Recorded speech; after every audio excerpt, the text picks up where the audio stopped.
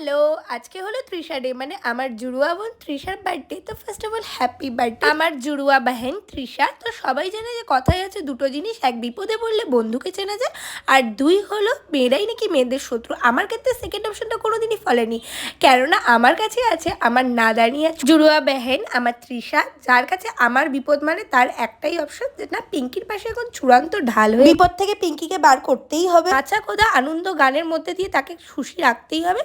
তার নিজের লাইফে যাই হয়ে যাক না কেন, তার পিঙ্কিকে ভালো রাখতে হবে, যার সাথে গসিপ করে একেবারে মাইন্ড ফ্রেশ হয়ে যায়, যার সাথে বিকেলে 5 মিনিট একটু আড্ডা দিতে বেরিয়ে তোমার মনে হবে সারাদিনের সব ক্লান্তি শেষ, যার সাথে যতই বড় হয়ে যাও না কেন মনে হবে যে এই তো সবে ক্লাস 9-10 আমরা পড়ি, একেবারে ছোট বাচ্চা, যতই বড় হই না কেন খুনসুটি তার কমে না। সে সর্বক্ষণ এভাবেই ভালোবাসতে থাকে। রাগারাগি খুনসুটি তো সব সম্পর্কেই হয়, কিন্তু কেউ যদি এভাবে ভালোবেসে জড়িয়ে ধরে কোনো হিংসা ছাড়া তোমার ভালোটাকে দেখে এরকম রাগ ভাঙানোর জন্য মনপসন্দিদা খাবার এনে যদি বলে পিঙ্কি আমার ওপর আর রাগ করে থাকিস না, তার উপর কি রাগ করে থাকা যায়? রক্তের সম্পর্কেও এত আপন হয় না যতটা আপন আমার এই বেস্টির সাথে সম্পর্কে।